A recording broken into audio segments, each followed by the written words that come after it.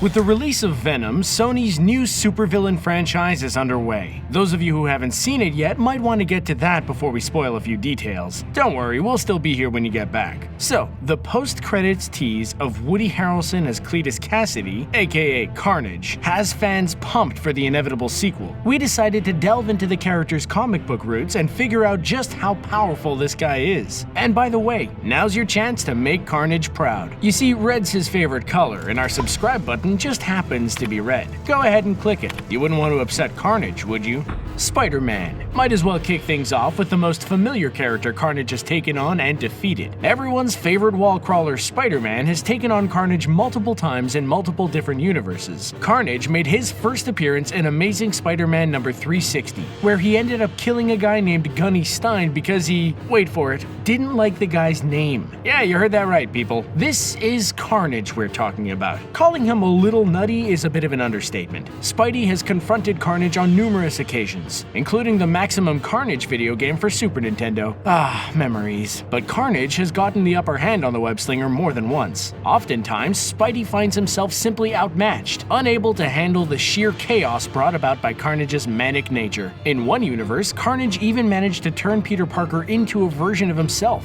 This took place in the classic 1990s animated series. Ben Reilly, a Peter Parker clone, ended up serving as a host for Carnage, becoming Spider-Carnage. Well, at least it's an easy name to remember. Spider-Carnage's plan is to destroy the multiverse, but a bunch of Spider-Man from different universes team up to stop him. In an even more devastating emotional defeat, Carnage ended up being the one that killed Gwen Stacy in Brian Michael Bendis' Ultimate Spider-Man run.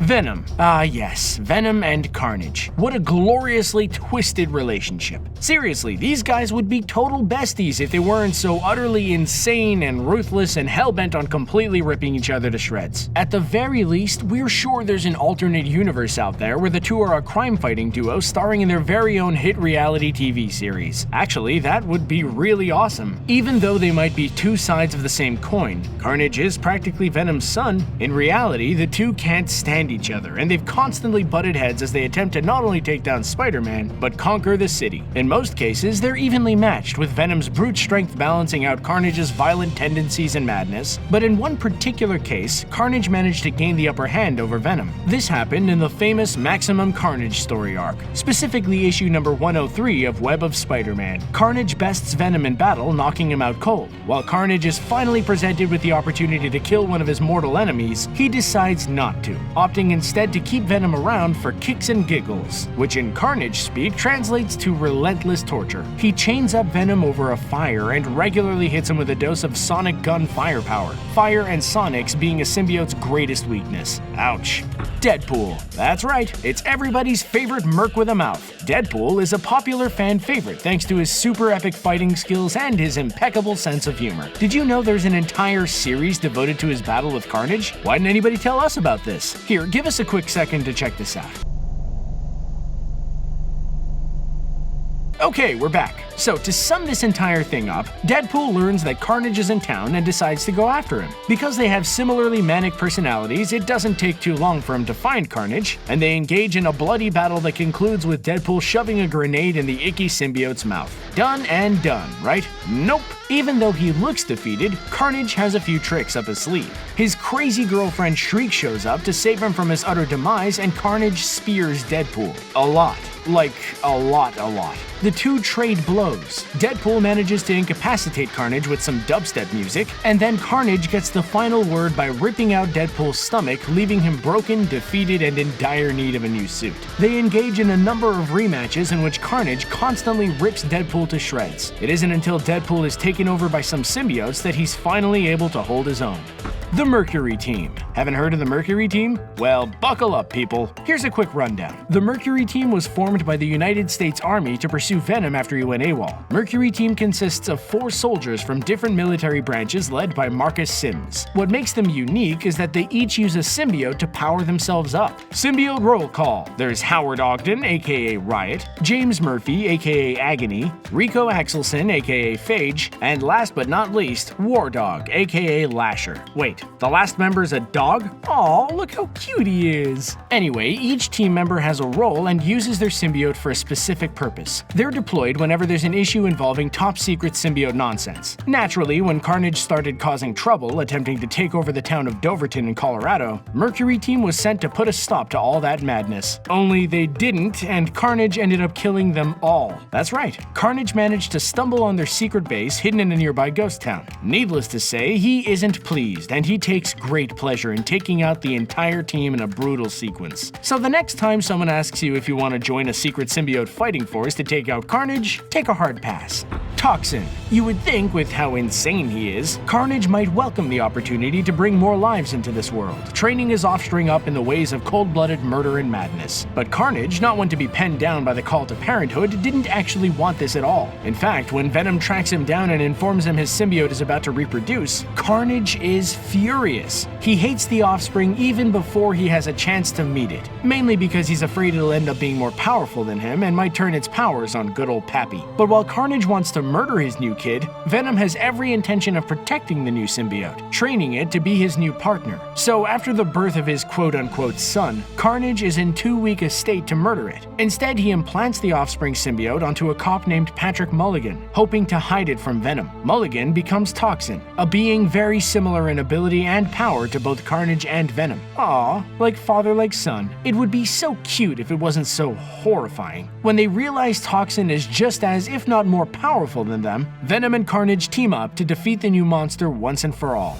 Doppelganger. Oh, come on. Another one of Carnage's kids? Between Toxin and Doppelganger, Carnage is gearing up to be Father of the Year, am I right? In this case, Doppelganger isn't technically Carnage's flesh and blood like Toxin was. Doppelganger is a six-armed duplicate of Spider-Man, created during the Infinity War. Don't you remember the big part he played in the movie? You don't? Well, that's because he wasn't in the movie. Good catch, people. Doppelganger has been killed and resurrected more times than M. Night Shyamalan's career. But he managed to stick around for a bit to play a part in the Maximum Carnage storyline. Carnage and his nutso-girlfriend Shriek adopt Doppelganger as their son, but Doppelganger ends up being more loyal to Mummy than Daddy. When Carnage attacks Shriek, Doppelganger goes on the defensive and ends up attacking Carnage. Carnage simply isn't having any of this nonsense, so he rips Doppelganger a new one. Literally. That's just the Carnage way. Ulysses Claw, aka Claw. We can take some solace in knowing that because the movie version of Ulysses Claw got killed by Killmonger in Black Panther, he won't have to die at the hands of Carnage, which is unfortunately how he ended up meeting his demise in the comics. The comic book version of Claw is just a tad bit different from the Andy Serkis version we became acquainted with in Age of Ultron and Black Panther. And by a tad bit different, we really mean a whole lot different. In the comics, Claw is introduced in an early Fantastic Four comic as a goofy supervillain dubbed the Murderous Master of Sound. Nothing could strike fear into the hearts of humanity like that title. Claw came into contact with Carnage as a result of the dastardly Fantastic Four villain the Wizard wanting to gain control of the symbiote for his own nefarious purposes. Makes sense for the Murderous Master of Sound to take on a being weak to sound, right? It seems like a good idea on paper, but of course Carnage isn't one to be taken out so easily. He ends up using a vibranium spear to murder Claw. Claw does manage to conjure up a lightning bolt and defeat Carnage in the end, but it's his final act.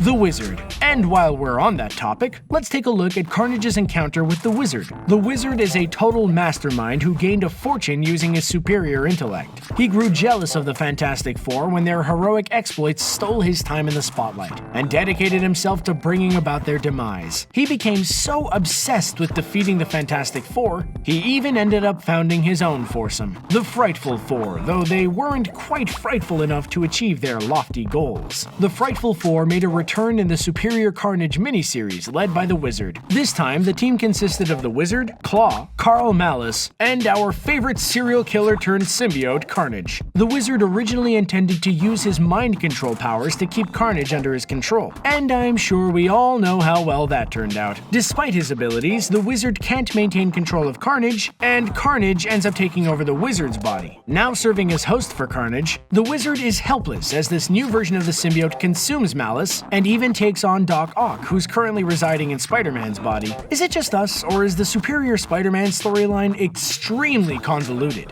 Nova. Even the Nova Corps managed to get in on all the fun Carnage has to offer. In the more recent Sam Alexander run of the Nova series, created by Jeff Loeb and Ed McGuinness, Sam is brought face to face with the horrific symbiote. But before we get into that, let's take a quick look at Sam Alexander. Sam is a teenager living in Arizona with his family. He discovers his father was in the Nova Corps when Rocket Raccoon and Gamora dropped this little knowledge bomb on him. He ends up taking on the Nova mantle and working with the New Warriors, the Avengers, and the Champions. He gains his powers from his helmet, which gives him superhuman strength and the ability to fly, amongst other cool powers. Not too shabby for a 15-year-old. So how exactly did Sam get caught up with Carnage? In Rick Remender's Axis comic book, a number of heroes and villains are affected by a spell which changes their moral compasses. Basically, the good guys become bad and the bad guys become good. Carnage is one of the spell's victims, and after he recovers from it, he decides to commit a heinous act to prove he's evil once and for all. He ends up attacking Sam's school, and Sam has to don the Nova mantle for the fight of his life. The Avengers. If we've learned nothing else from going through this list, it's that Carnage is relentless and will stop at nothing to deliver a body count that would give even Hannibal Lecter pause. In the Zeb Wells Clayton Crane storyline Carnage USA, Carnage used his symbiote copying ability to take over the citizens of an entire Coloradoan town. And by the way, apparently Coloradoan is a word. Color us surprised. When there's a problem this big, there's only one team of superheroes you can call. No, not them. Definitely not. Oh, that's right. What a great movie. But no, come on, do I have to do everything for you? Okay. It's the Avengers. Captain America, Spider-Man, Wolverine, The Thing, and Hawkeye assemble to put a stop to Carnage's takeover. But with the exception of Spider-Man, they all end up getting taken over by Carnage's symbiote copies. Captain America manages to break free of the spell for long enough to call for backup. That backup is none other than Venom. With Spider-Man's help, Venom is able to take Carnage down, though Spider-Man stops Venom before he can murder Carnage. I mean, really, Peter? I get the whole no-killing thing, but that guy is such a jerk. Maybe just this once we can make an exception? Maybe? Okay, fine. Just a suggestion. Well, Carnage fans, that just about covers it. Are there any other Marvel characters you'd like to see Carnage take on? Are you excited for a potential showdown between Tom Hardy and Woody Harrelson in the inevitable Venom sequel? Let us know in the comments below. And don't forget to subscribe. See you next time, true believers.